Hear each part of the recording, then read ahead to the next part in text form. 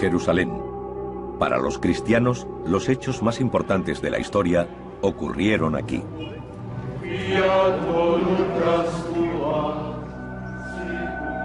La Biblia dice que esta es la ciudad donde vivió Jesús sus últimos días y donde fue crucificado. Lo que ocurrió aquí cambió el mundo. 2000 años después, la ciudad también ha cambiado. Destruida y reconstruida más de 20 veces en otros tantos siglos. Solo quedan fragmentos, rastros y ruinas de la ciudad que conocería Jesús. Ahora, gracias a décadas de investigación, podemos revelar cómo habría sido con modelos gráficos en 3 dimensiones. Las calles y puertas por las que pudo caminar. La compleja red de abastecimiento de agua que sació la sed de esta desértica ciudad. Las piscinas donde, según algunos, Jesús hizo milagros.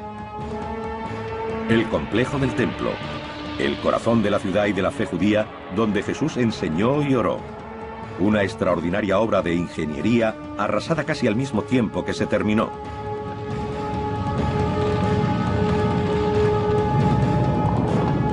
Revelaremos el mundo perdido de los evangelios, el Jerusalén de Jesús.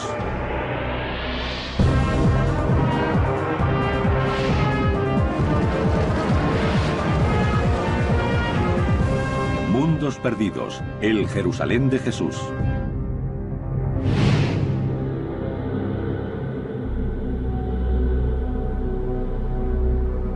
En tiempos de Jesús, Jerusalén era el corazón de Judea, el reino de los judíos, un pueblo definido por su religión.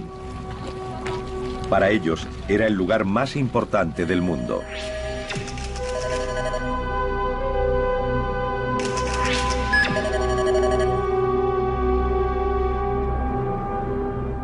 Los evangelios describen 3 ocasiones diferentes en las que Jesús vino a esta ciudad. 40 días después de su nacimiento, cuando sus padres lo llevaron para presentarlo en el templo. A los 12 años, cuando departió con los doctores, y la última semana de su vida. Entró triunfante en la ciudad y salió para morir en la cruz. En el siglo I, Jerusalén era el centro del mundo judaico. Había un fuerte contraste entre el lugar de donde provenía y el Jerusalén al que llega. Su hogar era Nazaret, un pequeño pueblo a 120 kilómetros al norte. Nazaret tenía fama de rudo y primitivo. Todo lo contrario a Jerusalén. Llegaba del campo a la ciudad.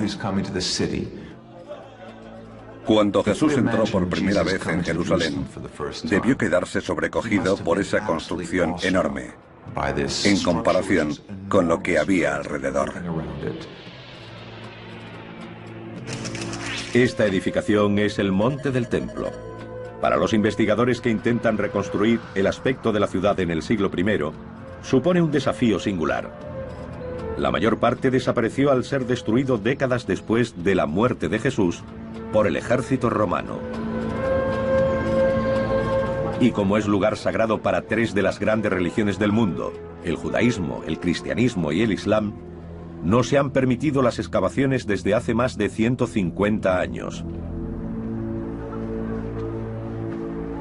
Sin embargo, a través de un trabajo detectivesco y el estudio de documentos antiguos, ahora es posible reconstruir el monte del templo como Jesús lo conoció y descubrir los secretos de su construcción.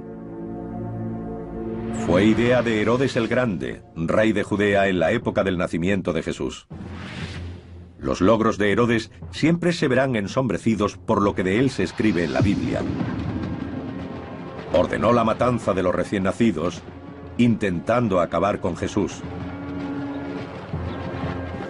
Herodes tiene muy mala fama en la historia, pero fue un hábil administrador y un constructor visionario. No solo por lo que hizo por agrandar el templo y el monte del templo, También construyó la extraordinaria fortaleza de Masada y el palacio de Herodes. Quería ser recordado.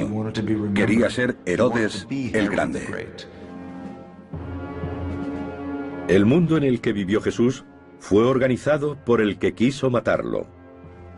Hacia el año 15 a.C., Herodes había decidido construir un nuevo templo, mucho más grande que el que había. Triplicaría el tamaño del existente para cubrir una extensión equivalente a 25 campos de fútbol. Y lo rodearía de enormes murallas. Pero se enfrentó a dos grandes problemas.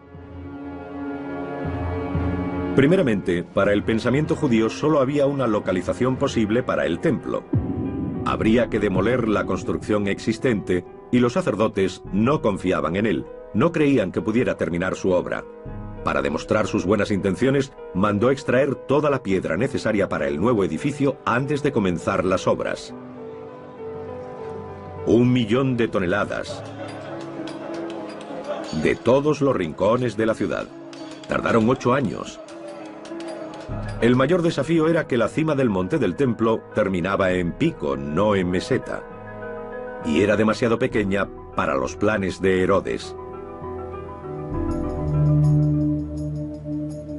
Pero dio con una solución sencilla, aunque ambiciosa. Agrandó la montaña. El monte del templo que Jesús conoció fue la mayor estructura hecha por el hombre sobre la tierra. El suelo de la plaza, que podría acoger a 250.000 personas, era un techo que cubría una red de cámaras.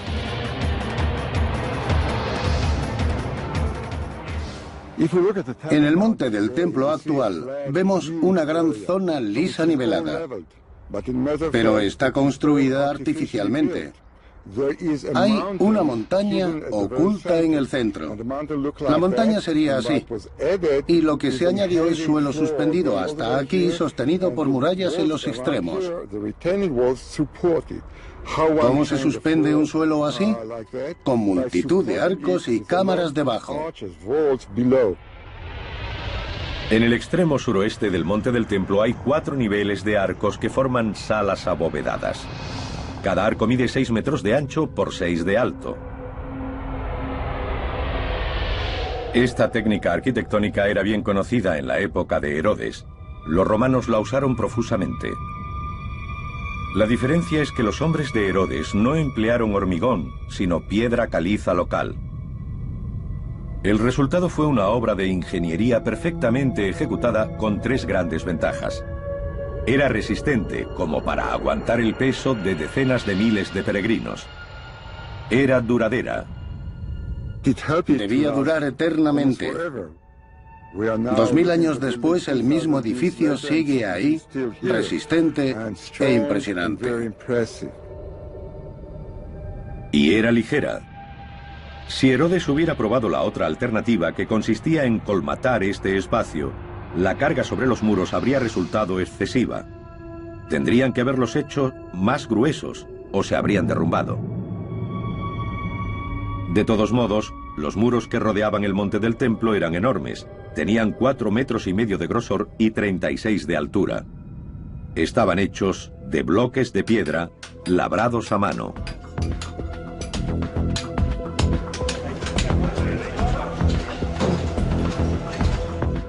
El monte del templo tiene 1,5 kilómetros de circunferencia. Una capa de piedras, si solo tuviese una hilera, tendría de 800 a 1000 unidades. De media, cada una de esas piedras pesaría unos 4.500 kilos, aproximadamente el peso de un elefante adulto. Algunas eran mucho mayores. Los arqueólogos han localizado el bloque más grande usado en la construcción del monte. Se encuentra en lo que se conocen como los túneles rabínicos. Ahora enterrado por 2000 años de evolución y cambios, en la época de Jesús estaba a la vista, al nivel de la calle. La doctora Jody Magnes es una experta mundial en la arquitectura del Jerusalén de Jesús. Esta gran piedra forma parte de lo que se llamó hilera maestra. La idea era estabilizar el monte del templo incorporando una serie de piedras mucho más grandes, altas y pesadas que el resto. Es difícil imaginar su tamaño. Es 20 veces mayor que los bloques más grandes usados en la construcción de las pirámides de Egipto. Tiene 12 metros de largo y 3 de alto, y pesa más de 400 toneladas. Jesús o cualquier otro visitante de Jerusalén se encontraría ante una edificación de gran escala. Y los constructores de Herodes la abordaron con gran ingenio y destreza. Cada hilera de piedras está ligeramente retrasada, ligeramente compensada con la de abajo. Esto da estabilidad a las partes más bajas de los muros, necesaria para llevar el peso arriba. Y eso crea, o debería decir, corrige una ilusión óptica. Si las piedras se hubieran dispuesto exactamente unas encima de otras, la construcción es tan monumental que habría parecido inclinarse hacia el exterior. Esto hace que parezca que el muro es recto. Los canteros fueron tan hábiles que el espacio entre las piedras es casi nulo. Shimon Gibson nos demuestra su pericia. Encajaron las piezas perfectamente.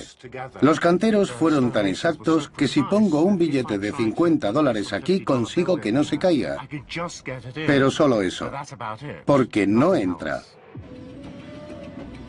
Esta parte del muro ha permanecido intacta 2000 años, pero los constructores confiaron en el conocimiento del trabajo, no en la argamasa, para mantener unidos los bloques. 18.000 personas trabajaron para levantar estos muros. La tarea comenzó 15 años antes del nacimiento de Cristo y se prolongó durante 80 más. El lugar, tal como lo conoció Jesús, era la mayor obra del mundo. Pero ahora podemos recrear su aspecto cuando se terminó. La mayor edificación sobre la tierra. Estuvo en pie solo 5 años antes de que un brutal ejército romano lo destruyera. A continuación, uno de los grandes enigmas de la arqueología. Reconstruiremos el edificio más importante de la vida de Jesús y la culminación del monte, el propio templo.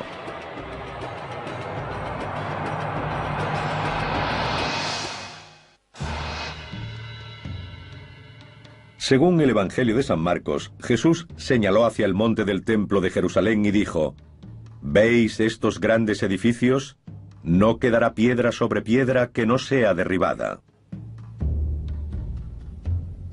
40 años después, estas palabras demostraron ser proféticas. El ejército romano, aplastando una revuelta judía, destruyó el templo.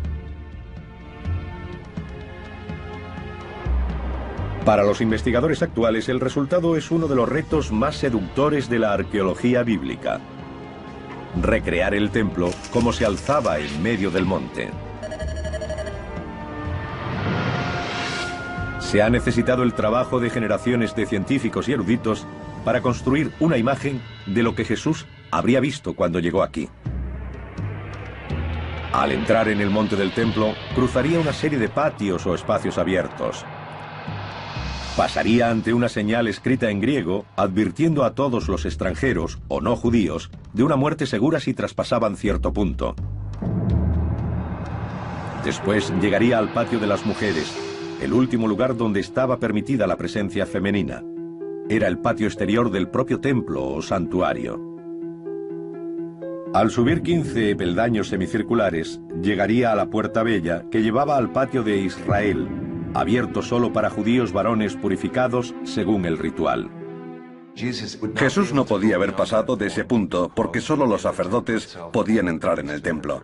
Al Sancta Sanctorum, en la parte trasera del templo, solo podía entrar el sumo sacerdote una vez al año, el día de la expiación. Reuniendo las pruebas de las fuentes escritas, es posible establecer el aspecto exterior de este santuario tan celosamente guardado. Los arqueólogos han calculado su altura comparándolo con la edificación existente en la actualidad, la cúpula de la roca musulmana. El edificio musulmán tiene exactamente la mitad de la altura del templo en tiempos de Herodes y Jesús. Esta estructura cavernosa tenía la altura de un edificio de 15 pisos. Nuestros investigadores quieren saber cómo se las arreglaron los constructores del templo para erigir tal edificio con las herramientas y grúas tan primitivas de la época.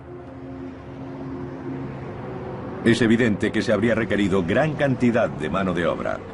Los relatos dicen que debido a la condición sagrada de cada piedra del edificio, 1000 sacerdotes fueron adiestrados como canteros. El Dr. Guy Stabile ha identificado rastros de las canteras. Es increíble que esta curva se haya conservado tan bien.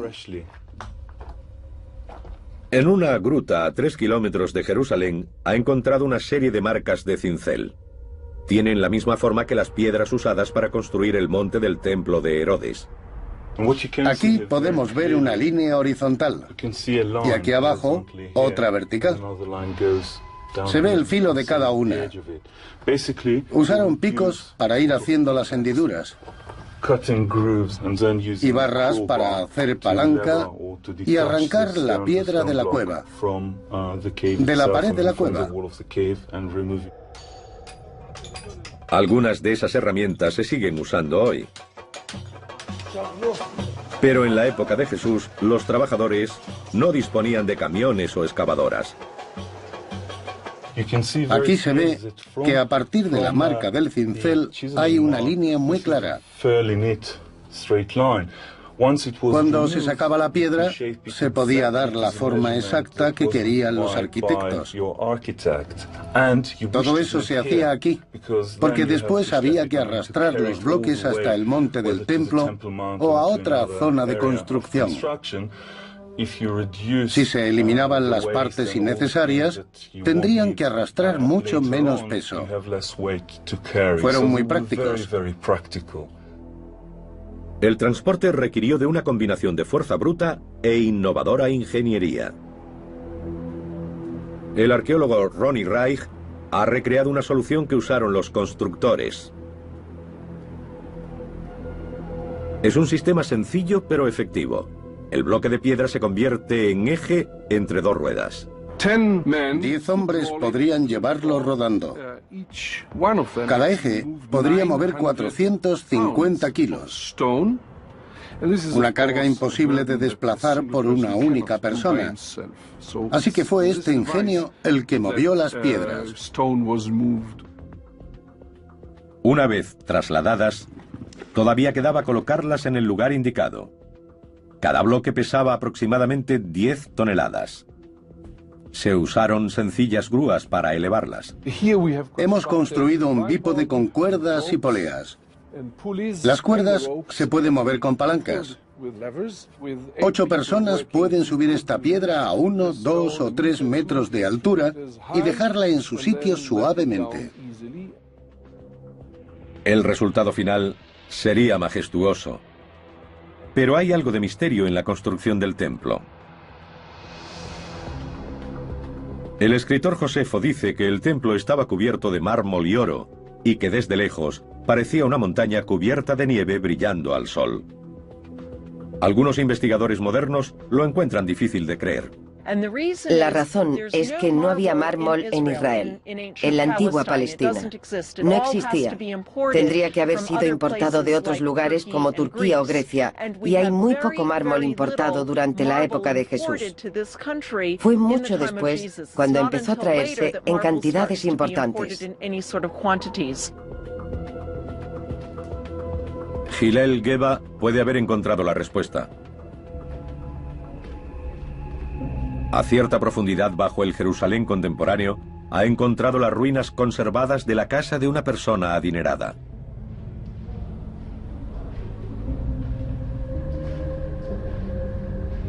Los muros y techos están cubiertos de complejos dibujos. Y estos muestran que los constructores de Jerusalén trabajaron el yeso creando la ilusión de que era piedra. Este muro ha sido tallado para imitar los bloques que conformaron los muros del monte del templo. Esta es una imitación en escayola de la construcción de grandes bloques. Cada bloque tenía un marco. Está en blanco, sin decoración, pero hay otros ejemplos que la tienen. Parece posible que en la fachada del santuario se usara una ingeniosa técnica. En mi opinión, cuando nuestras fuentes describen el templo con mármol o cubierto de mármol, lo que realmente quieren decir es que el edificio estaba hecho de una brillante piedra blanca, o quizá de piedra cubierta de estuco brillante.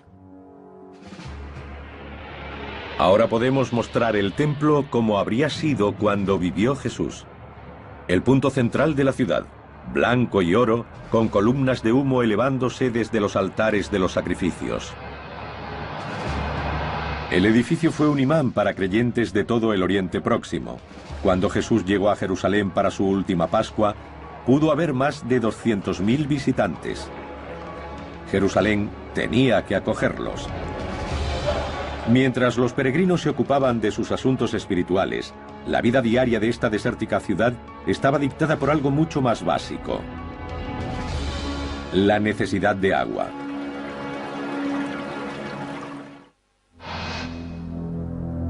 La tradición dice que una semana antes de su muerte, Jesús hizo su entrada triunfal en la ciudad de Jerusalén.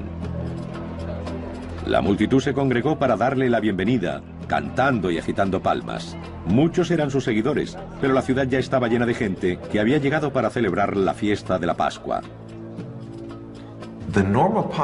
La población normal de Jerusalén en tiempos de Jesús era de algo menos de 30.000 personas.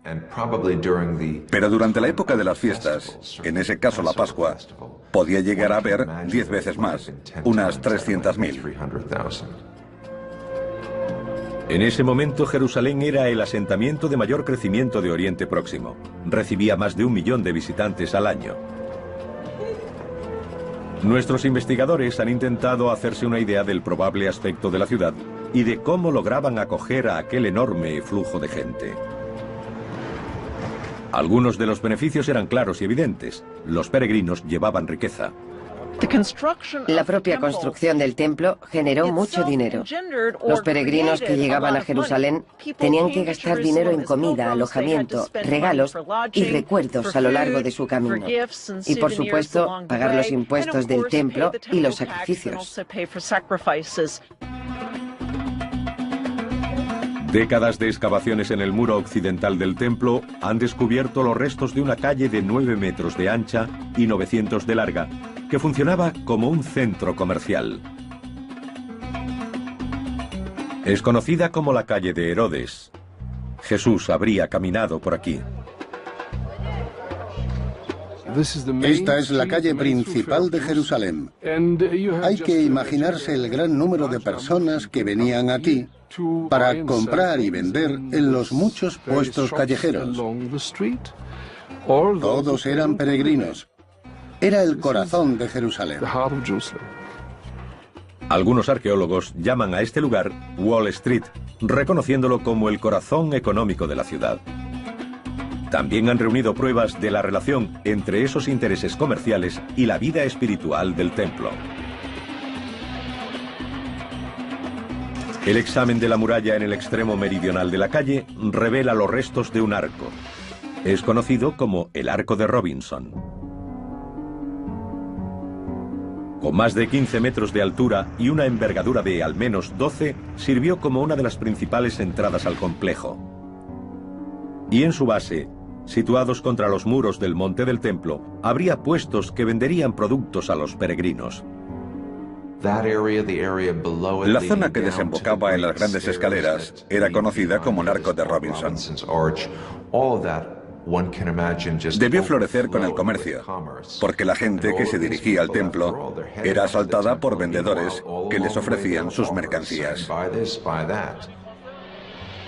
Jesús debió encontrarse con una escena así cuando entró en el templo. Furioso por lo que vio, se enfrentó por primera vez a las autoridades. Se dice que se abrió camino hasta una zona llamada el Patio de los Gentiles. Como todos los judíos varones, tuvo que pagar el impuesto de 2 siclos. La moneda especial necesaria solo se podía comprar a los cambistas del complejo del templo. Tenían fama de corruptos. El cambio de moneda debía ser una actividad fraudulenta. Los cambistas se aprovechaban de la gente inocente de los pueblos que no estaba acostumbrada a la vida en la ciudad.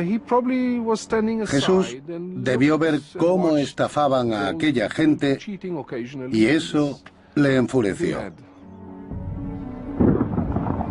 Esta es la única ocasión en los evangelios en la que Jesús muestra ira. Para Jesús se habían rebasado los límites del templo y quiso echarlos. Tiró las mesas, destrozó los puestos y les dijo: ¿qué estáis haciendo? Habéis convertido la casa de mi padre en una cueva de ladrones.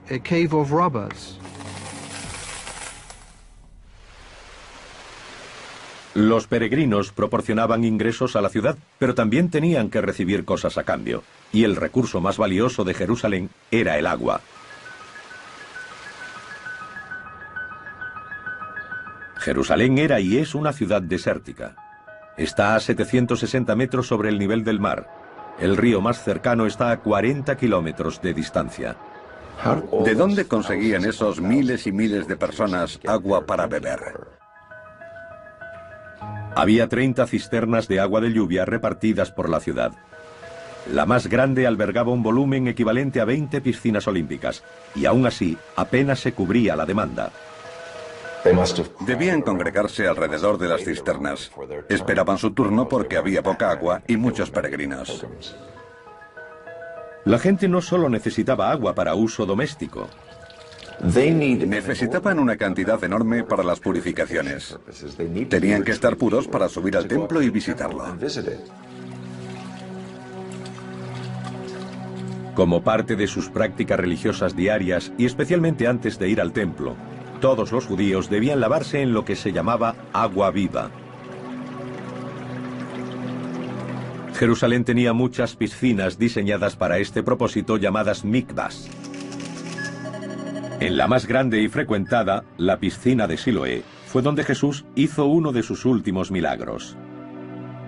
El Evangelio de San Juan nos dice que Jesús curó a un ciego, cogió tierra del suelo, escupió, le untó el lodo en los ojos y le dijo: ve y lávate en la piscina de Siloé.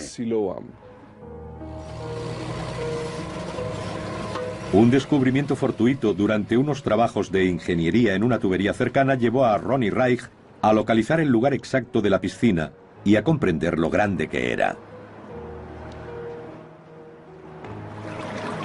Alimentada por uno de los manantiales de Jerusalén a través de un túnel de 500 metros, habría cubierto cerca de 2.000 metros cuadrados.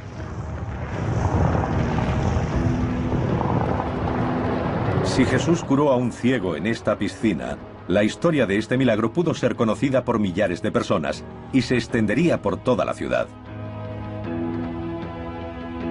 Fue un desafío público a las autoridades de Jerusalén.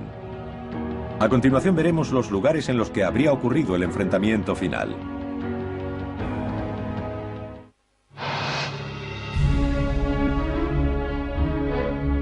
A medida que investigadores, arqueólogos y eruditos bíblicos intentan comprender la metrópolis que fue Jerusalén en tiempos de Jesús, emerge una imagen extraordinaria.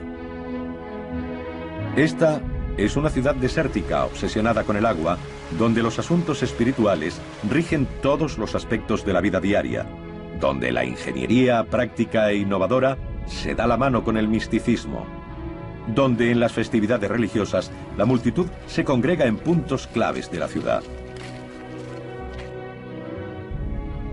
Shimon Gibson ha formado parte del equipo que intenta desentrañar y recrear el lugar más intrigante, la piscina de Betesda.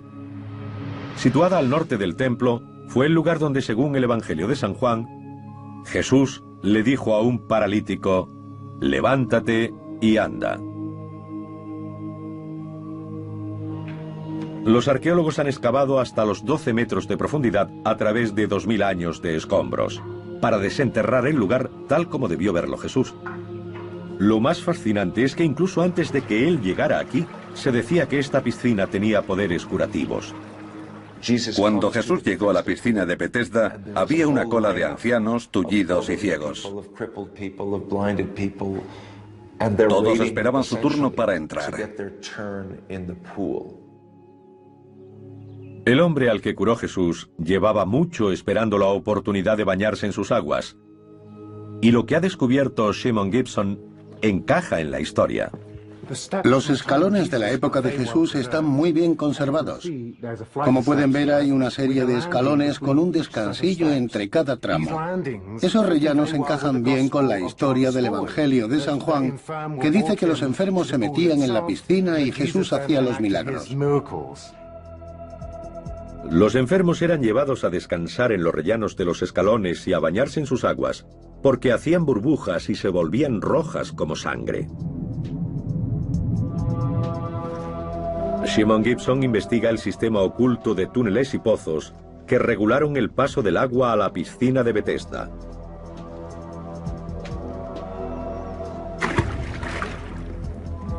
Esto era lo que producía el famoso burbujeo. Esta es la zona de las compuertas. Hay dos aberturas, una más grande arriba y otra más pequeña en el fondo. Las compuertas controlaban de manera precisa la profundidad del agua de la piscina. Se podía acceder a ellas a través de un pozo vertical de 15 metros abierto en la roca. Voy a ver si puedo.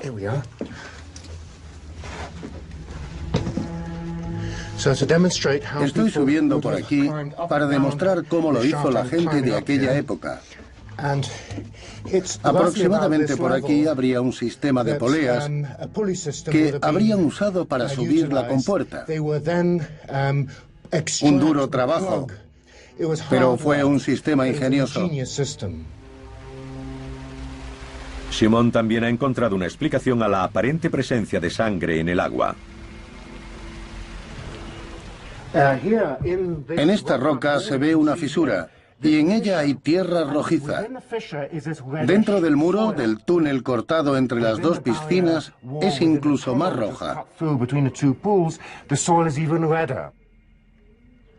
Cuando el agua pasaba hacia la piscina septentrional, los que se metían para purificarse pensarían que era sangre lo que salía del agua. Al mismo tiempo, el monte del templo rebosaba con sangre de verdad, porque cuando un peregrino ya estaba purificado, su siguiente obligación era ofrecer el sacrificio de un animal. En momentos de grandes celebraciones como la Pascua, que llevó a Jesús a la ciudad en los últimos días de su vida, se mataban gran cantidad de animales a la hora. Era un sacrificio a escala casi industrial. En Pascua se sacrificaban varios miles de corderos en un solo día.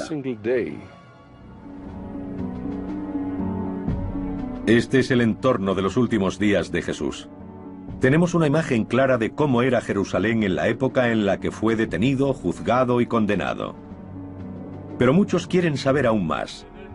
Situar los lugares donde ocurrieron los hechos. No solo son historiadores y arqueólogos. Todos los años, cientos de miles de peregrinos llegan a la ciudad con la esperanza de caminar por donde lo hizo Jesús. Pero en 2000 años de reconstrucciones y cambios, la ciudad ha crecido y también las historias. Se ha hecho difícil separar la realidad del mito. Un claro ejemplo es el lugar donde Jesús hizo su última cena. Desde entonces, el modo en que partió el pan dio lugar a la comunión en las misas cristianas. Y por eso viene tanta gente a esta sala, la Senecal o habitación superior en el monte Sión, porque muchos creen que ocurrió aquí.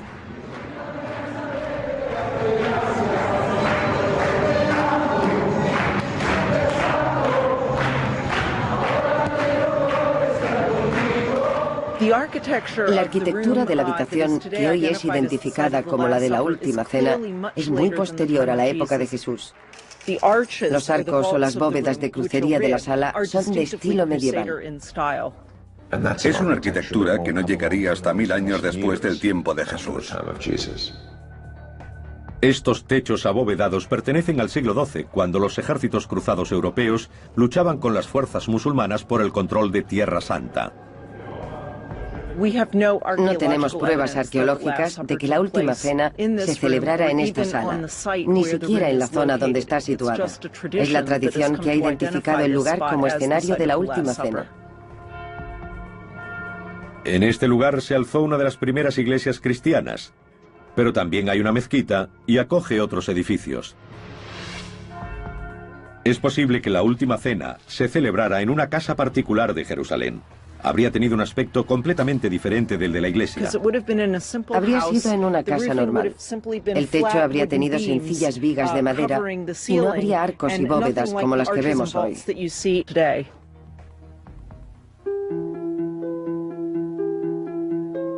Los evangelios dicen que después de la última cena, Jesús se marchó con 3 de sus discípulos al huerto de Getsemaní. De nuevo, es difícil determinar la situación exacta, pero está claro que fue al pie de lo que hoy se conoce como Monte de los Olivos. Getsemaní significa molino de aceite.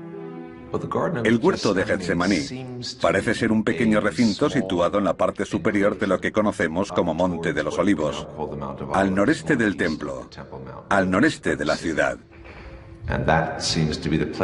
Parece ser el lugar donde Jesús subió a orar la noche anterior a ser detenido. Tras una noche de oración, fue apresado por hombres que actuaban en nombre de las autoridades del templo. Jesús fue prendido en el huerto de Getsemaní antes del amanecer, en la hora más oscura antes del amanecer. La pregunta es, ¿dónde fue llevado? Este es el gran desafío de los investigadores: trazar la secuencia de los hechos conocidos como la Pasión de Cristo. 2000 años después intentarán reconstruir los pasos que llevaron a Jesús hasta su crucifixión.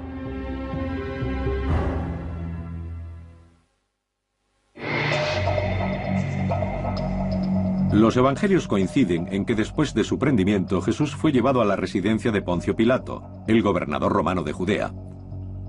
Esto tiene sentido histórico. El Imperio Romano ejercía un férreo control sobre la ciudad. Una gran decisión política, como la ejecución de un aparente rebelde o un revolucionario como Jesús, debía ser tomada por un representante de Roma. De nuevo, la tradición vuelve a ir unida a un lugar concreto. En este caso, a donde Jesús fue azotado, sometido a escarnio y sentenciado. Generaciones de peregrinos han creído que ocurrió en la Fortaleza Antonia. Era el cuartel general de la guarnición romana destacada en Jerusalén. Ahora queda poco de ella, pero los investigadores han logrado reconstruirla a partir de textos antiguos. Situada en la esquina nordeste del templo, era una construcción con forma de bloque con 4 enormes torres, cada una de 15 metros de altura. La fuerte dominación romana hizo que la fortaleza Antonia quedara asociada a Pilato y al juicio de Jesús. Hoy apenas queda nada. Buscando pruebas, Jody Magnes se dirige a una zona pavimentada identificada como el Litostratos, supuestamente unida a la fortaleza y al lugar donde Jesús fue coronado de espinas. El Litostratos es mencionado en los Evangelios como el lugar donde Jesús fue sentenciado a muerte por Poncio Pilato. Los peregrinos cristianos que llegan a Jerusalén veneran este lugar. El problema es que la ciencia no respalda esta versión de la historia tradicional. De hecho, gracias a la arqueología, sabemos que este pavimento no existió en tiempos de Jesús. Se hizo después, en el siglo II, por orden del emperador Adriano, como parte de un mercado que construyó aquí. Durante siglos, los peregrinos han recorrido un camino que comienza en la fortaleza Antonia, por el que Jesús debió llevar la cruz. Es la llamada Vía Dolorosa. Por tradición hemos adoptado 14 estaciones en las que la gente se detiene para recordar lo que sufrió Jesús.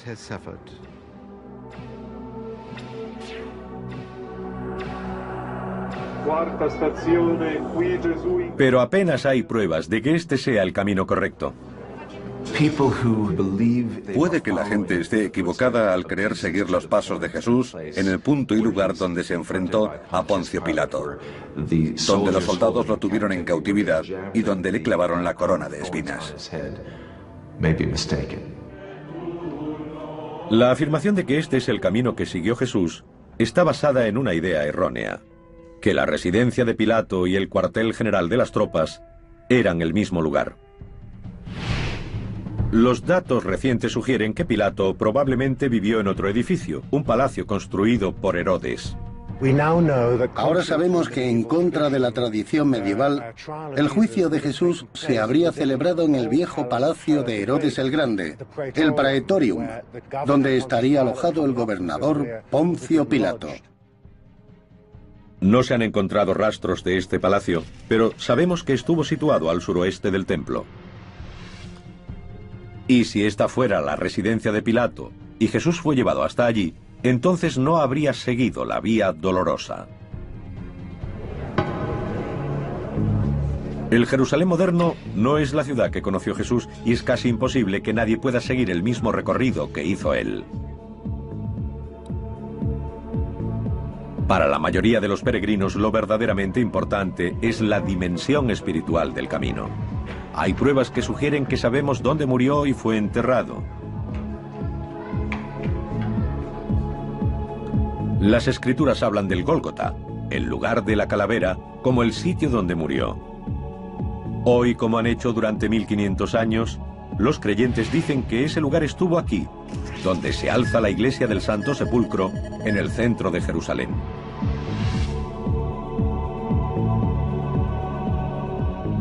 Se cree que este lugar fue convertido en iglesia 300 años después de la muerte de Jesús. Pero algunos eruditos dicen que no podría haber sido el lugar de la muerte y entierro de Jesús, porque el Evangelio afirma que esos hechos ocurrieron a extramuros, ya que la ley judía prohibía la ejecución o enterramiento dentro de la ciudad. Jerusalén era diferente entonces. El Gólgota estaba fuera de la ciudad en la época de Jesús, pero ahora está dentro de los límites de la ciudad. Basándonos en excavaciones arqueológicas, ahora sabemos que la zona de la iglesia del Santo Sepulcro, en particular la rotonda, formó parte de un cementerio mucho mayor. En otras palabras, esta zona estuvo fuera de los muros de la ciudad, no dentro de sus límites. En un extremo de la iglesia, Jody Magnes encuentra pruebas de que aquí se hicieron enterramientos hace 2000 años. Aquí vemos un ejemplo de la típica tumba judía de Jerusalén en tiempos de Jesús. Estas tumbas eran huecos tallados en la roca, nichos hechos en las paredes de las cámaras funerarias. Todo encaja. El peso de la evidencia sugiere que este sí podría haber sido el lugar de enterramiento. Arqueológicamente hablando, la ubicación de las tumbas judías en este lugar nos hace pensar que quizá fue aquí donde Jesús fue crucificado y enterrado.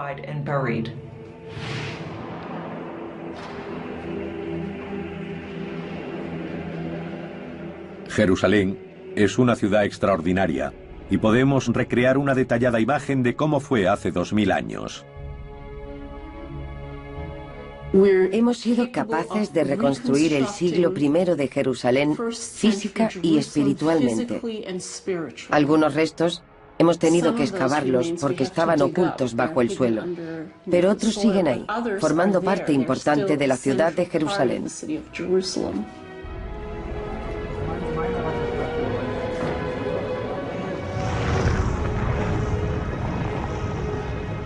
Reconstruyéndola, hemos conseguido una imagen de un tiempo y una vida que sea cual sea nuestra religión, tuvo un importante papel en la forja de nuestro mundo.